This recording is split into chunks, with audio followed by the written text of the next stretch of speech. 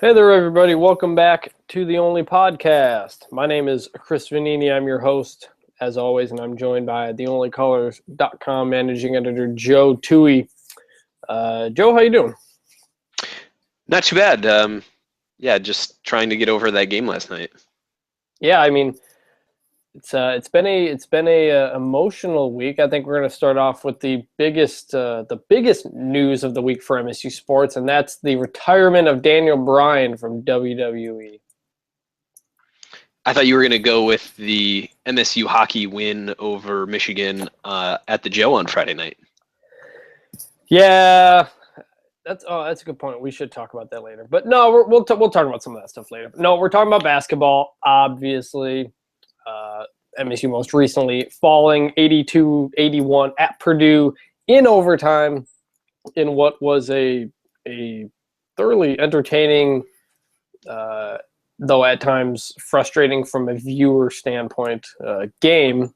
Michigan State trailed by, I think they trailed by as much as 20 in the first half, or at least close to it. They were down 16 at half, and it was 18. 18, okay. And within about 10 minutes of the second half, they had tied it up, took the lead, had a lead late, couldn't hold on to it, and couldn't make a field goal for the final 4:30 of regulation. Purdue made enough points to make the comeback, and the game went to overtime.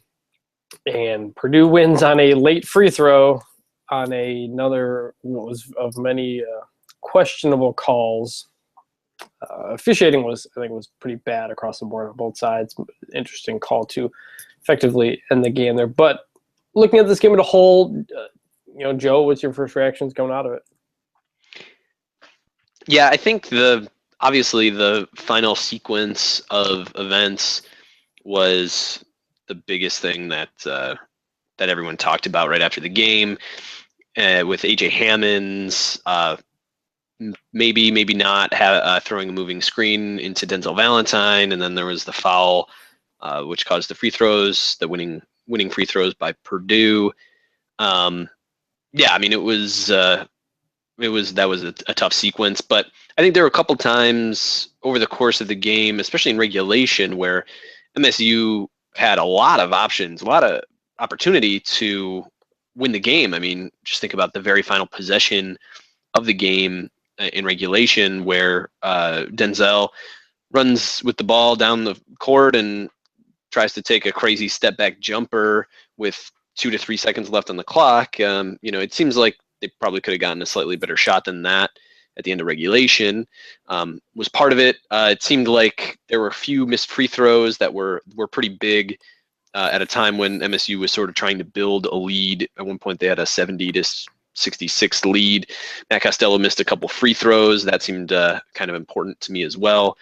And two missed dunks in there too. Valentine not long after the Costello free throws missed a dunk. Well, so there are 3 missed dunks total in the game: 2 by Aaron Harris and then 1 by Denzel Valentine. Any of which would have Harris got blocked on. Harris got blocked on one. I mean, 2 of the dunks were just they straight up didn't put it in the bucket. I won't give Harris too much flack for getting blocked by Hammons on the one, because he can do that to a lot of guys, Hammons. But the other 2 were pretty bad. Yeah. So I mean, it was just a frustrating game. And then the other part that's frustrating is Raphael Davis hit 6 threes in this game. He's a he's a career 33% shooter from outside. He's hit a total of 65 threes in his entire 4-year career at Purdue, which means that, of his 65, 9% of his entire 3-pointers made in his career were made last night against MSU. So, that was sort of enough to keep Purdue in the game in the second half. They needed that huge lead that they had built. So, yeah, I mean, frustrating outcome from sort of a higher level perspective. It wasn't, this is the last game in which MSU was not favored by KenPom, and they were favored to lose by 2. And so losing by 1 in overtime, there's no shame in that against Purdue. It's just sort of the way that it went down that's so frustrating. Yeah, the fouls for how the game ended were obviously a big point. I'm not really sure how you call either possible on that final sequence where Hammonds kind of moved into him while handing the ball off. Valentine probably doesn't need to go over that screen. He did put himself in not the best position, but it's the end of the game. You're trying to play tight defense. You understand it. And to kind of get screened into the guy, to call that foul, that especially, I mean, I'm not a big, that time of the game, don't call that guy, but just didn't really like that call.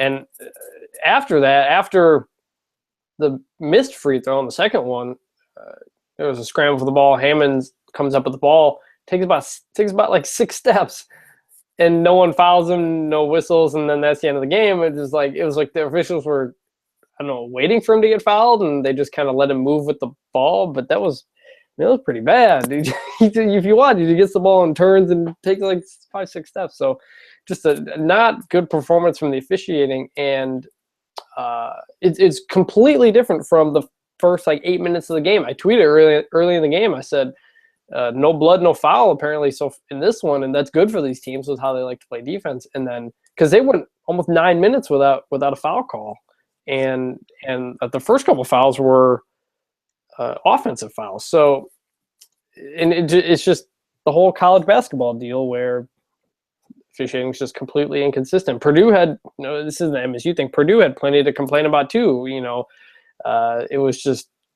from the first 8 minutes of the game to the way the game was, MSU's bigs, the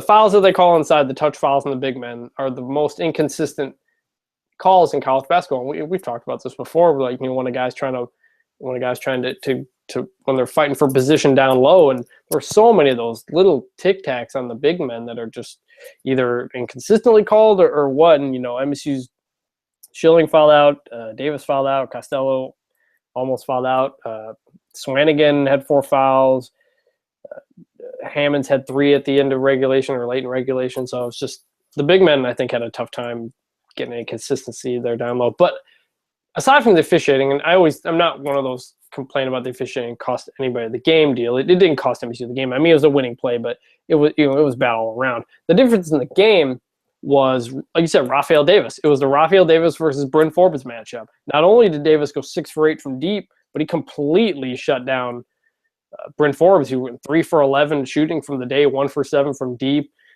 Was just in that first half when Raphael Davis is hitting threes on offense and just eating Forbes' lunch on defense, not letting him get open at all. Just a hell of a performance from Davis on both sides of the ball there. The senior, 24 points total, 7 rebounds. And Forbes is kind of how this team goes. Davis essentially had the game that Forbes had against Michigan. It just couldn't miss from deep. And Shot Analytics had a good chart today of what Forbes' numbers are in MSU's wins and losses, and they're completely different. When he barely hits anything, they lose. He's very obviously the number 2 offensive threat on this team, and when he's not going, Valentine gets run into the ground like he did in that game, and they need other guys to step up. What do you think of Forbes? Yeah, that was a tough matchup for him. And the other thing is, if Purdue is a bad team to go cold against, because the normal advantage that MSU has on the boards, and especially on the offensive boards, where you can sort of extend a possession if Forbes isn't hitting his first shot, is not something that is as big of an advantage or an advantage at all against Purdue. I think actually MSU did a decent job on the offensive boards, and actually so did Purdue. But but ultimately, I mean, it's a tough matchup for someone to not be shooting well. And then the interesting thing about the officiating to me was that it seemed like you were saying, it seemed like there were a lot of ticky-tack fouls being called on the interior against both teams, really, and the hand check wasn't called at all. Right. For on either side either. So it seems like it's somewhat difficult to adjust in game to some of these officiating crews and the way that they're deciding that they're going to call it, because a few games ago against Wisconsin, any sort of hand touching was a foul. And so if that's not the case in a game just a few weeks later, it's sort of a difficult thing to deal with. But yeah, I mean, so to me, there's nothing surprising about one of your top scorers being better in wins than in losses. I think you'd probably be able to come up with a pretty similar chart for Denzel Valentine. I mean, I don't have the full numbers, but Valentine, looking at his game by games, he hasn't had a bad game all year. I mean, other than when he was out against the first game against Iowa, but I mean, he hasn't really had a bad game, and Forbes has had a couple of these clunkers, and they seem to be. And obviously, when your good players struggle, you're going to more likely to lose. But let me see if I can find the chart. The numbers are very, very stark. Here it is. In losses, he's only hit 3-pointers from the right corner. He's 0% from the left corner, 0% from the left wing, 0% from dead on, 0% from the right wing, and 67% from the right corner. And as opposed to in the wins, he's going from left to right, 33%, 71, 75, 67, 67. So, 63% 3-pointers in the wins, 16% in the losses. And yeah, when Forbes struggles, they're going to lose. They're not. He's not struggling because they're losing. They're losing because he's struggling. It's just a stark drop off there. And when you're a 3-point shooter, sometimes the variance comes with that. Even as good as he's been this year. Yeah, I'd agree with that. And again, with Purdue's length, at times when MSU was struggling, well, for Forbes, but also in terms of just the mix of offensive possessions, it's hard to. They were scared to go inside, right? They were scared to drive. Not scared, but they were hesitant to drive to the hoop more than they have in the past. Especially, Valentine's a guy who's done that a lot, and he did a couple times and made some real tough ones, but they did not drive to the hoop very much. Well, and not to mention the fact that A.J. Hammonds almost threw up a triple-double with points, rebounds, and blocks. He had 8 blocks. That's why. That's why. There was reason for it, but he certainly made. And on the missed dunk, Hammonds swatted for the ball, and I think that affected Valentine trying to go up for the dunk too. And Purdue's defense is so good. I don't know total. Let's see what they are on KenPom. They are ninth overall defensive efficiency, but man, they just really play up on you tight.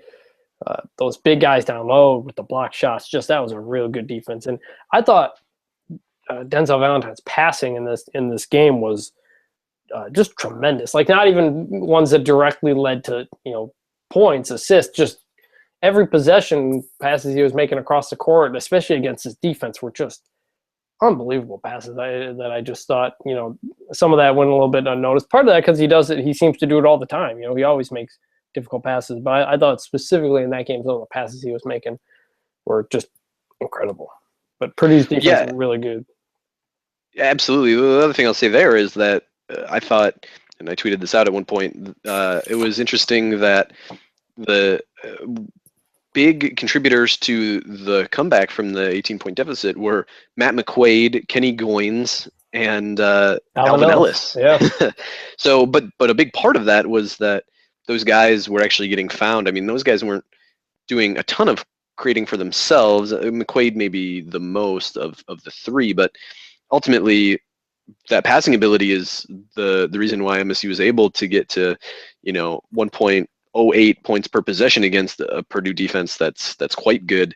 But yeah, I mean, the fact that Kenny Goins was 2 for 3 from the field and 5 for 6 from the free throw line is pretty wild. And he wasn't creating himself at all. That's I think those are nine total points you can basically chalk up to Denzel Valentine. I mean, 9 points, 9 rebounds, and that was kind of one of the matchups. Him and or at least comparative matchups. Him and Caleb Swanigan, because Goins is on scholarship because Swanigan didn't come, and Swanigan had 8 points, 4 rebounds, 6 turnovers, while Goins had 9 points, 9 rebounds, and like I said, he was 5 or 6 in the free throw line after being 7 for 15 from the year. That was a part. And with Alvin Ellis, I've said in the past, when he gets a chunk of playing time and it's not, just in for a possession because someone got pulled, he tends to perform, pretty decent. If he's in there and, for a couple possessions and knows if he makes one bad pass, he's out, he gets very hesitant. He doesn't have any confidence. But when he comes in and kind of knows that he has, he's got some, time to work with, doesn't have to panic in the few minutes that he gets, he'll put in a decent performance. And he did. I mean, 6 minutes, 6 points, hit a 3, made three free throws, and had an assist on the really good fast break. That's the kind of performance they need from guys at the end of the bench like that. And especially when Tum Tum is out and Valentine, needs any sort of break he can get. I thought, oh, go ahead. Well, the name that you haven't mentioned yet is Aaron Harris had a horrible game. I mean, Poor guy was 0 for 6 from 2, and I don't know what to make of Aaron Harris's game and how he fits into this team, because when Denzel Valentine was out, it really felt like Aaron Harris was making major strides and was, figuring to be maybe a number 2 option, but be just sort of a major contributor. He got pulled out of this game not because of foul trouble, but because he just wasn't performing well enough. I mean, Alvin Ellis got a third of the minutes that Aaron Harris did and had twice as many points, which is surprising for a number of reasons, but also just kind of shows you how poor Aaron Harris was in this game. It seems like an Aaron Harris that maybe made a few better decisions, didn't miss a dunk, could have been a real asset in this game, given that if you've got Aaron Harris starting, even if Purdue's got a bunch of guys who can guard on the perimeter, it's just tough to deal with Valentine and Forbes and a Harris who's making good decisions. But this was a really rough game for Aaron Harris too. Yeah, it was a decision. He's only listed with 1 turnover, but there were a couple of passes I think that were very close to becoming turnovers. Otherwise, he took a couple of bad shots. I think a defense like this, like Purdue's, really flustered him, and he wasn't able to maybe create as freely as he has been against defenses like Northwestern and Michigan. And I think Purdue really flustered him into bad decision making, and that's why they made the change. And that's part of the the growing with him. This is still his first season in game time with the team, and he's a guy who had a lot of freedom at West Virginia, and he's still working into that. I think that regimented style that MSU runs. Now, as for the big men, Costello had a very good game, or pretty good game. 11 points, 5 rebounds.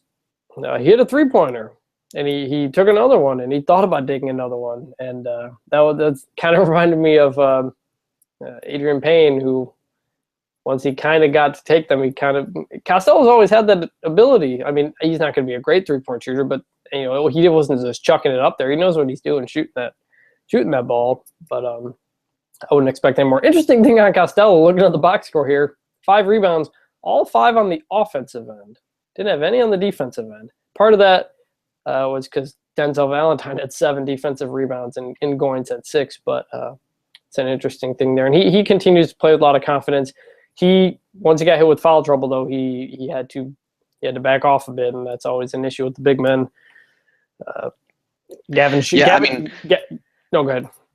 The matchup between Matt Costello and AJ Hammonds was absolutely terrific to watch, and it's really kind of sad that you only get to play Purdue once this year, because I would really like to see Costello and Hammonds go at it again. Those are 2 players who have just really grown a lot over the last few years, and were both pretty tremendous in this game. The fact that I think Costello bothered Hammonds pretty consistently, but Hammonds was also just terrific, really on both sides of the floor. So that was really kind of a fun thing to watch. Was those 2 coming to the game? I was thinking more about the Deonta Davis Caleb Swanigan matchup, but really the Hammonds Costello one was the one to watch. Yeah, I mean, 6 for 13 from the floor, 7 for 9 from the free throw line. he had 7 offensive boards. So Hammonds did have with 7 offensive boards. But he's a really good player. He's going to play in the NBA, and I thought Costello did a decent job on him, all things considered. The foul trouble guy with the other big men, Schilling continues to have just little confidence. He comes in and picks up 2 fouls right off the bat, and I was surprised. Him and Goins got a lot of time together early in the second half, and I was surprised there wasn't more Deontay Davis in there. Davis finished with 8 points, 4 rebounds. Kind of a decent day for him. He made some highlight plays, but he was also struggled in some other aspects. He not the coming out party that some people were looking for with all the scouts in attendance. I was on Grand Rapids radio yesterday, and they asked if this would, with all the scouts there, if this would be a big one for him. And 21 minutes, he was there. He didn't stand out particularly, I don't think, but he's going against two almost 7-footers and Haas and Hammonds, and then Swanigan right there. So a lot to deal with. He was okay, and Goins, and we talked about Goins, who had a good game. So when I just look at this game, MSU could have won this, but they also could have been run out of the building, and they weren't. And I think there's something to that they were able to fight back and take the lead. And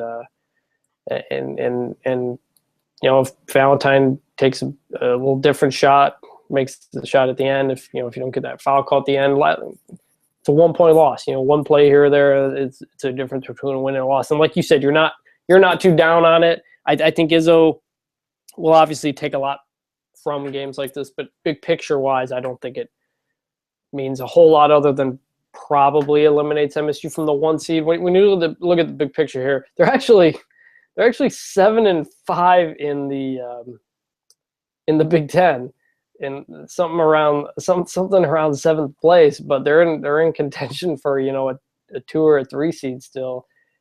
Big picture, how are you looking at things? Yeah, I mean, this is almost a bizarro MSU season in that they were so good in the non-conference. They obviously went undefeated in the non-conference and have been a little bit lackluster during conference play. So the thing about the funky thing about the Big Ten season for MSU so far has been there were 2 blowout losses, both to Iowa. The most concerning of which was the one at home when Denzel Valentine was back. But then there were 3 coin flip games, really: Nebraska, Wisconsin, and this one against Purdue on the road. Now, losing at home on the road to Wisconsin, not terrible. Nebraska loss is worse, especially at home. Nebraska's the one that just that can't happen. That's the one. Right, that's the one weighing down this team. Right, and so, those 3 coin flip games, let's say that they had beaten Nebraska but lost to Kansas in the non-conference, right? I mean, it's the same record. It's a little bit more or a little bit less lopsided from non-conference play to conference play. So ultimately, though, I think I'm not too concerned about seeding from MSU. If they can get into the 2 to 3 seed line, which is very much in play still, then they'll be in fine shape for the tournament. And yeah, I still think, like you said, there's a couple pieces on this team that are still kind of figuring themselves out, whether that's Aaron Harris and just the flow of the offense, or the rotation of guys. I do think that Tom Izzo has settled in on a rotation that is pretty sensical with a top 8 of Valentine, Forbes, Costello, Davis, Harris, McQuaid, Goins, and Schilling. And then Goins and Schilling might sort of fade a little bit against smaller teams once Tum Tum comes back. So I don't know. This loss was not. It hurt more in the way that it happened than the loss itself, right? 1 point loss on the road against Purdue is nothing to be too concerned about. It didn't change your perception of this team whatsoever, like the Nebraska loss did. It just happened, and I think a lot of MSU fans were upset, like you said, by how the way it ended. But in the big picture, they weren't going to win the Big Ten anyway. getting a 1 seed was going to be a bit of a stretch. This was just one of those coin flips that didn't go their way, and I think you can take something out of fighting back to take the lead after everything Rafael Davis did in the first half there. You mentioned something that actually I wanted to get to. You asked me, or I asked you, or you asked me, is this team better without Nairn? And my answer was sort of, but I think yesterday, the last game showed why they need him, and that's to spell Denzel Valentine more often. Valentine, 42 minutes. Forbes had 41 minutes. Those guys were gassed, and McQuaid did his best running the point at times, and actually did a decent job. Had 3 assists, some very nice assists, but they need another point guard because Valentine is essentially the only real point guard. And even when McQuaid is running the point, a lot of the time Valentine's in there. So they need Nairn to be a guy who can play 15 minutes a game, play good defense, give Valentine a break. That's the role on this team at this point that I think we talked about that they could use. And I think yesterday was an example of why they need it going forward, especially when you get into a spot where you get into the Big Ten tournament, you might be playing 3 games in 3 days. You get into the NCAA tournament, you're playing 2 games in 4 days.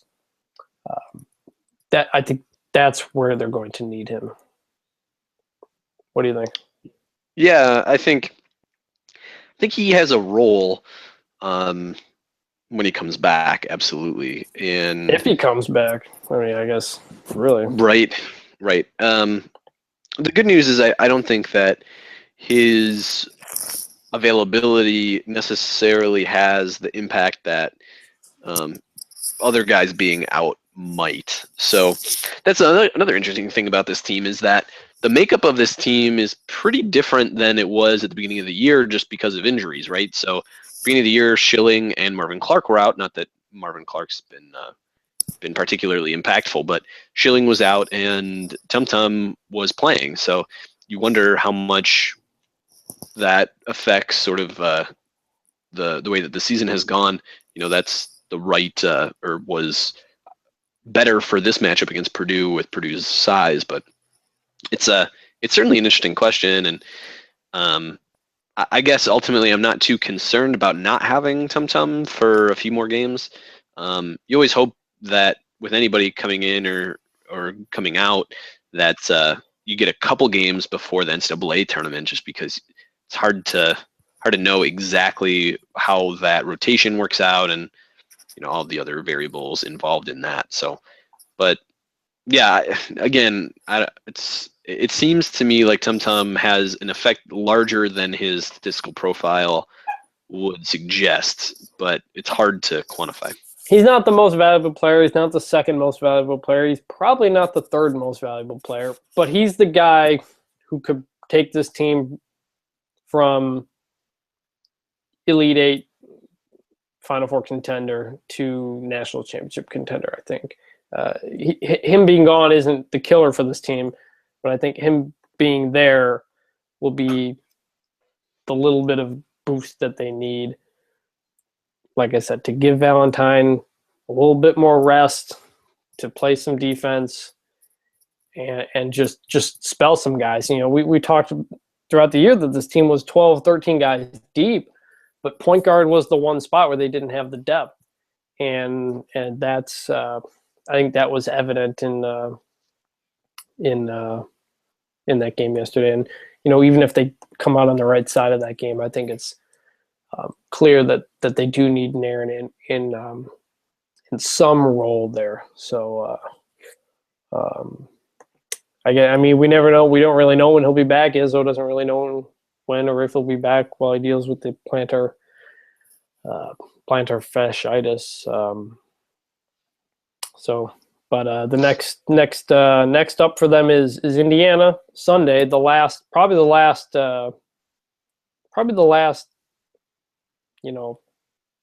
I hate to say questionable game, but after that, it's Wisconsin, Ohio State, Penn State, Rutgers, Ohio State. They should win all 5 of those games. Indiana has been good at times. They've been Indiana at times. What are you looking for in this game?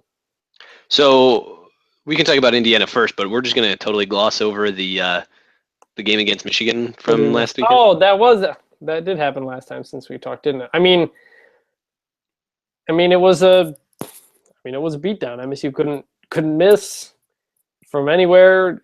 Forbes couldn't miss from anywhere. The complete opposite of the Purdue game.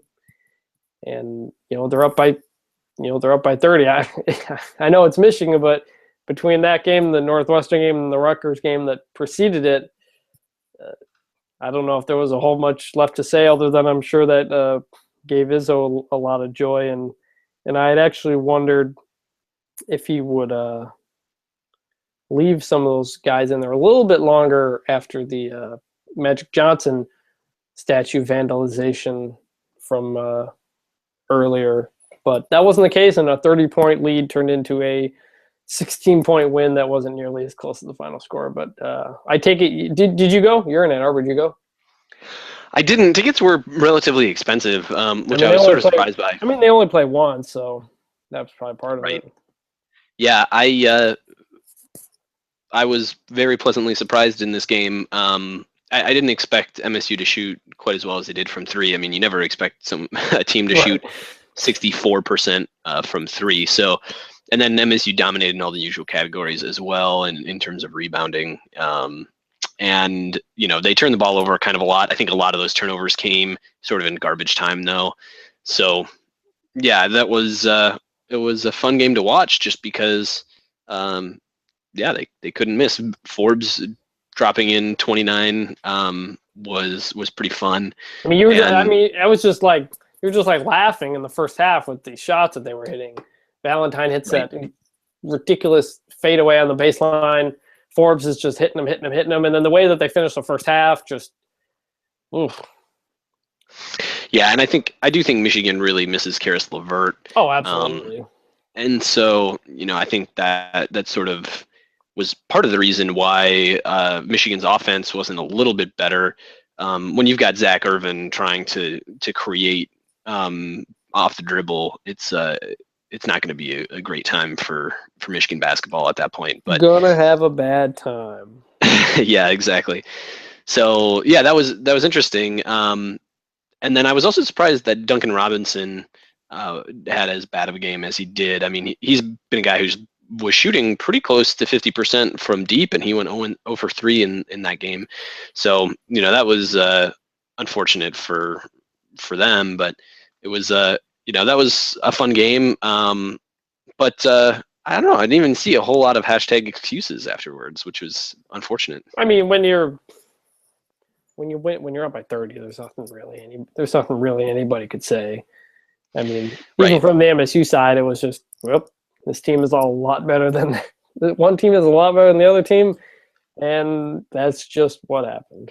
So my question for you is, what do you make of John Beilein's future in Ann Arbor? Because it sounded like there was a lot of hot takes about that going around the Twitterverse. That's ridiculous. I agree with you. He's a very good coach who's won everywhere he's been, and he's had to deal with a lot of injuries the last couple of years. And I was surprised that Karis LeVert came back because of his prone to injury problems, and then he got hurt again. So,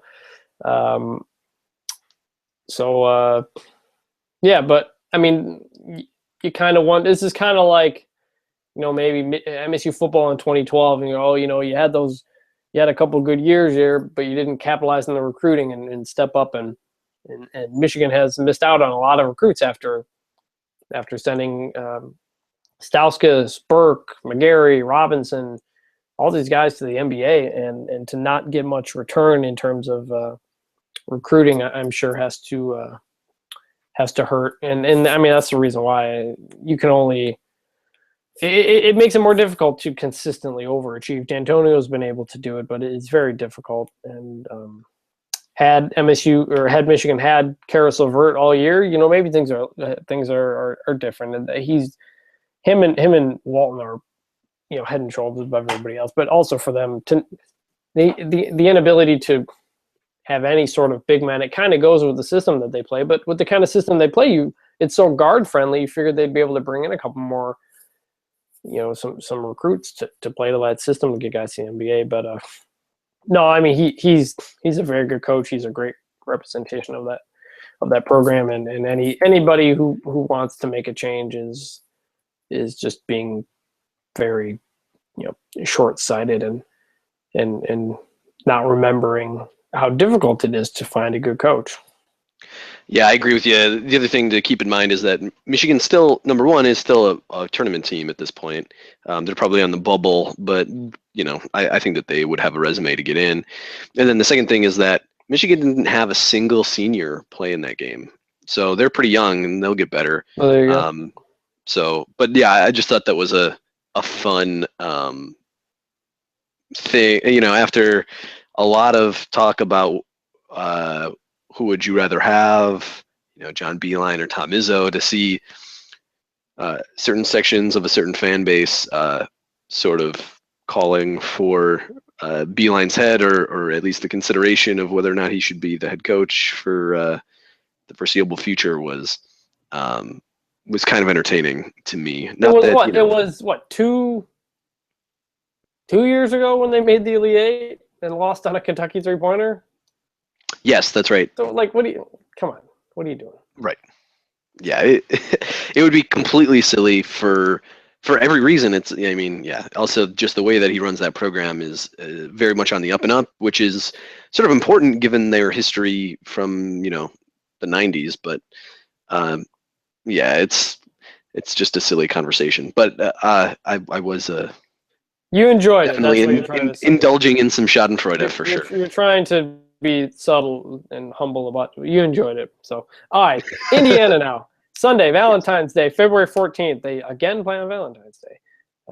That they must have done that intentionally, right? It's a Sunday. It's not. I don't think it's a Sunday, so it happens. If it was like a Friday or something, it'd be different. But Indiana, right. Ken Pom has MSU actually an 80% chance because Indiana on the road is typically not very good. They've lost at Iowa, at Maryland, at Illinois, won at Rutgers, and at Minnesota, who are both very bad. And they won at Wisconsin in Big Ten play. Indiana comes in. No, I'm sorry. I'm looking at Purdue here. My bad. Let me click on Indiana. Hashtag fire Vanini. Yeah. Okay. All right. Indiana has lost their last 2 road games to Wisconsin and Penn State. Penn State is not good. They've won at Nebraska, won at Minnesota, won at Rutgers. Not exactly a murderer's row of road games there. Rutgers, let's say it again. Rutgers, Nebraska, Minnesota, Wisconsin, Penn State. So now they come into before they play MSU, they actually play Iowa at home on Thursday. So depending on when you listen to this, the game may or may not have happened, but it hasn't happened yet. They come in number 23rd in adjusted offense, 48th in defense. Turn the ball over a whole lot. They're a really good shooting team, though, but the problem is they turn the ball over a lot. They're shooting 42% on threes, number 4 in the country, 57% on twos, number 3 in the country. But they don't get to they rebound pretty well, number 11 offensive rebounding, but they turn the ball over and they don't get to the free throw line. Defensively, they're about average in every category. What are you looking for in this matchup? Yeah, what's interesting about Indiana is that at the beginning of the year, they were pretty poor defensively, and they seem to have made strides in that area.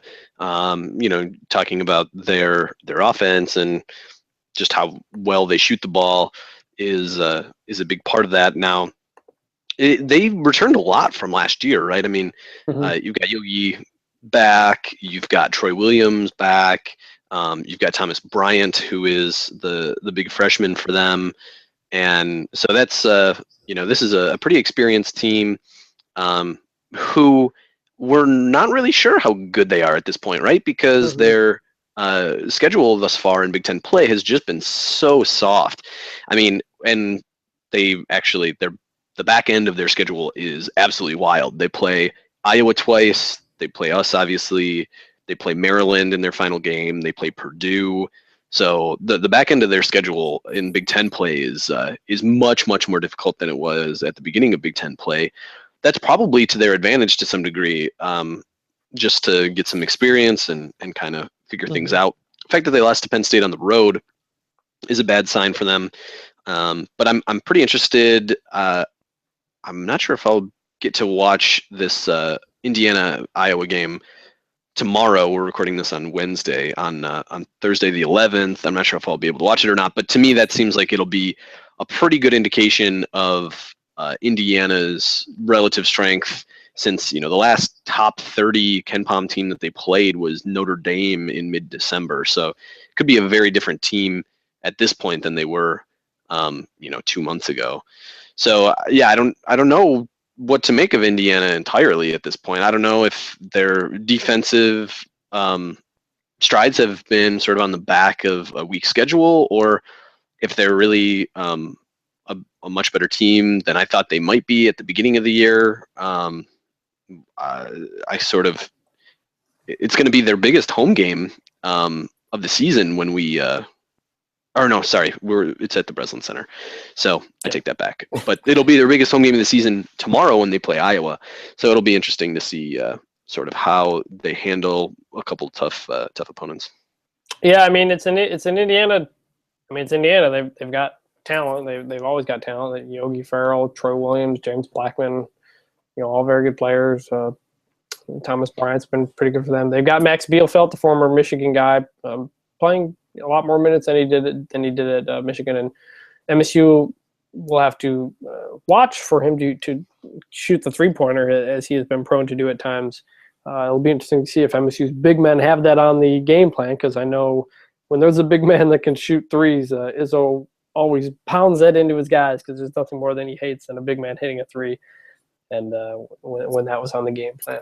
So they got talent. They don't always put it together. They put it together for a big stretch, although they didn't beat a whole much of anybody in that stretch. They come in losers of 2 of their last 4, both of them on the road. Or I guess then they have the Iowa game. But, we'll see if MSU plays like it's been playing ever since that losing streak. You got to like MSU. Just got to feel good about MSU in this game. But, if they're off from their three-point shooting or something, and as we've seen these last 2 games, the difference in a game can be if one team gets hot from behind the three-point line. And I mean, you can never really predict when that's going to happen. But so, anything else you wanted to add? What's their next game after that? Thursday. MSU afterward plays Thursday. So we'll record another podcast before then. Is there anything you want to add in Indiana? Well, so James Blackman is out for the season. Oh, you're right. I forgot about that. Surgery in January. Yeah, and actually their defense has, I think, been a little bit better since he went out. That seemed to be the consensus among a lot of Indiana folks I follow.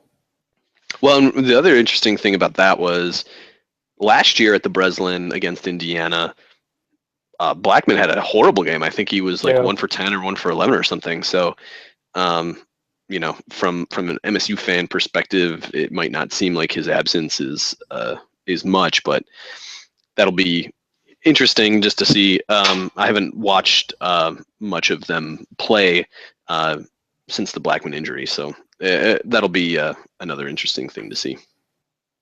Right. So, all right. Next, I thought about, I should have teased this at the beginning, but any update on, since you dropped a bombshell on this podcast last week, is there any update on the possibility of Michigan punter Blake O'Neill becoming the only roommate? Well, he wouldn't be the only roommate because there's one other roommate here. One of the only roommates. Yeah. No update. It's just a kind of a bureaucratic thing now. Just applying for getting on the lease and that kind of thing. So no exciting updates. Just holding pattern. I think that he'd move in March. So yeah, I'll definitely keep you posted on the situation. You can only get those updates here on the Only Podcast, folks.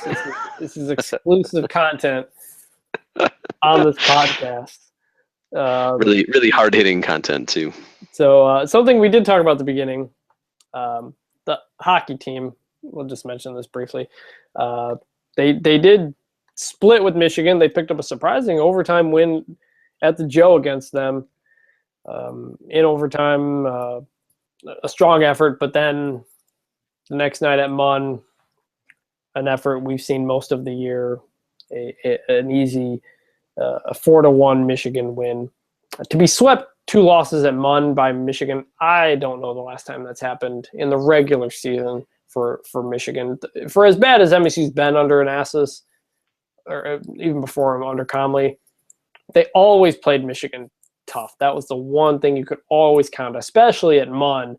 They always got up for that game and won a lot of those.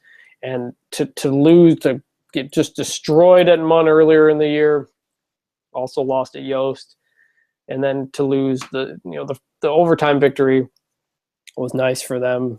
Anastas seemed really happy about that, but then to follow that up with another poor effort at home, as we've said before, Mark Hollis often gives coaches a lot of leeway and gives them a lot of time to turn it around. But year 5 of Anastas, there's not really much progress in this program other than the talent coming in is a little bit better, but it's not really getting any better when it's on campus. So, yeah, I went to the game on Friday night at the Joe. Oh yeah, which was a lot of fun.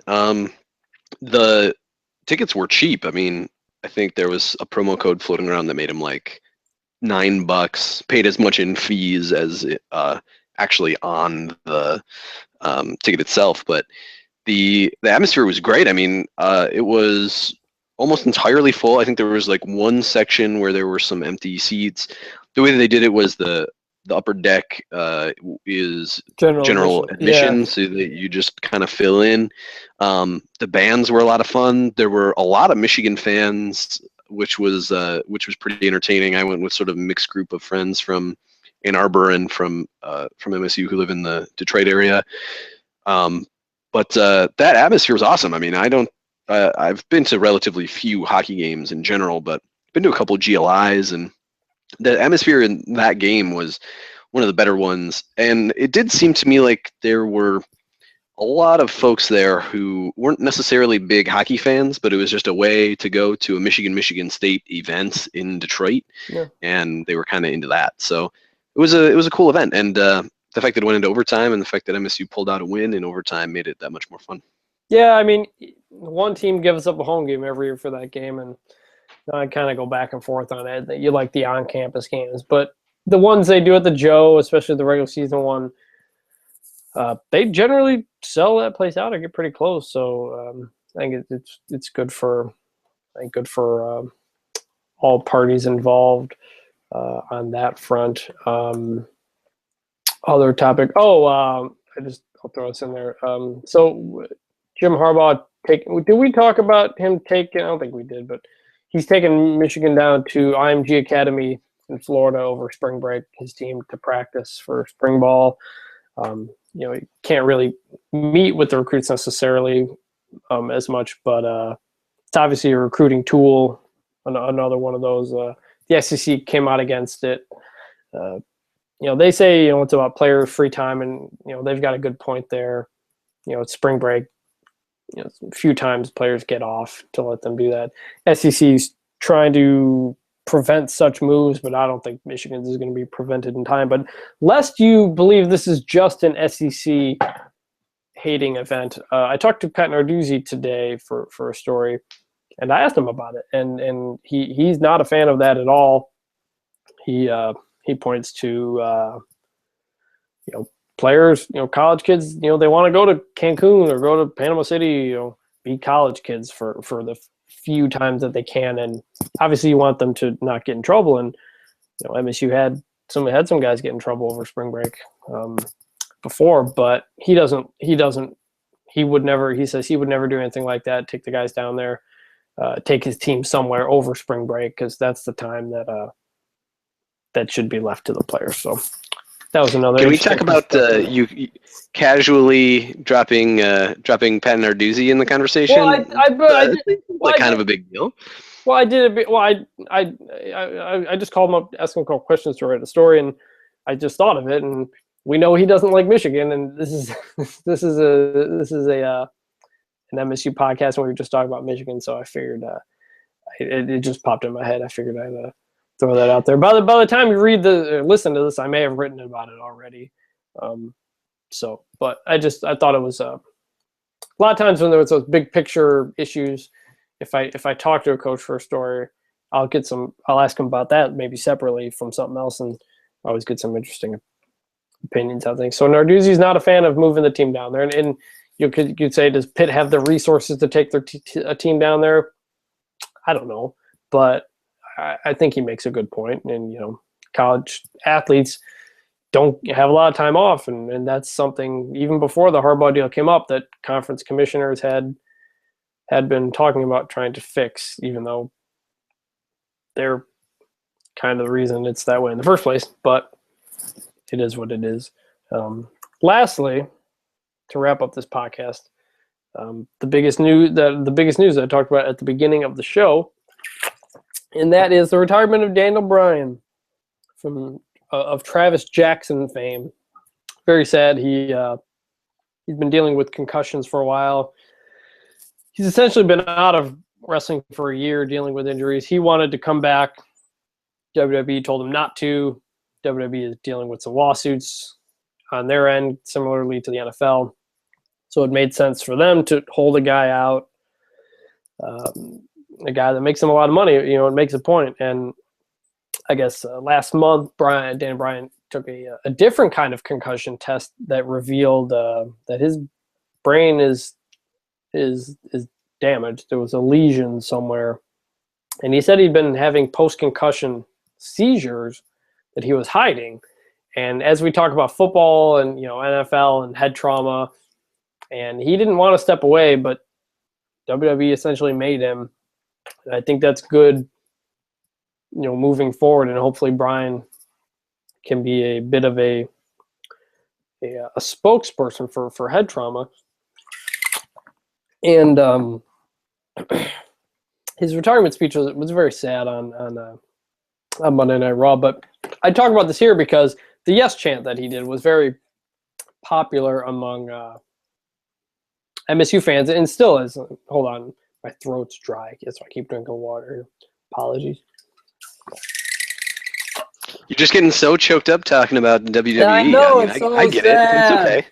It's sad, but Travis Jackson of the 2013 Michigan game started the doing the yes chant. That made its way into the locker room, and actually, that yes chant at Breslin Center at the Ohio State game, halftime of that year, 2013, 2014, that was the lead on SportsCenter. That actually changed the WWE storyline because it became so big. Daniel Bryan had just been turned into a bad guy in the story, but then after that went, national.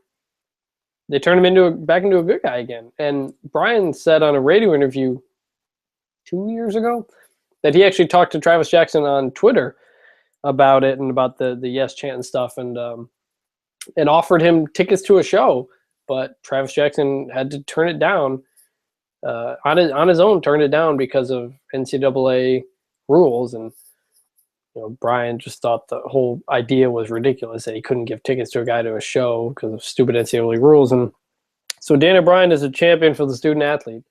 Remember that. But I know MSU fans still trying to commit NCAA violations is what he's doing. Yeah, but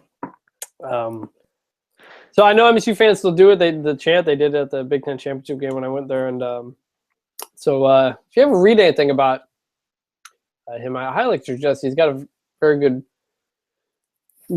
outlook on society and art, and just a very fascinating guy. And it's disappointing that his wrestling career came up short, but kind of tied into MSU though. So I figured I'd throw that in at the end of this podcast here. So anything else you wanted to talk about? No, I think we got everything and then some. All right, we got an hour out of this. I didn't think we'd get to an hour because there was not much to talk about, but we did it. So appreciate you guys for listening through. If you made it through the end of this podcast, this is the part where I mentioned that I forgot to plug stuff at the beginning of the show again. As always, there's good stuff on theonlycolors.com. Highly suggest check it out. Got hockey, got women's basketball, football, basketball, men's basketball. So a lot of good stuff on there. Always check that out. And I'm on Twitter at Chris Vanini. He's at JOBIN #2 as well as at The Only Colors. So thanks guys for listening and for following and for checking out the site. And for Joe, this is Chris, and I appreciate you guys listening. And we will talk to you guys next week. See ya. See ya.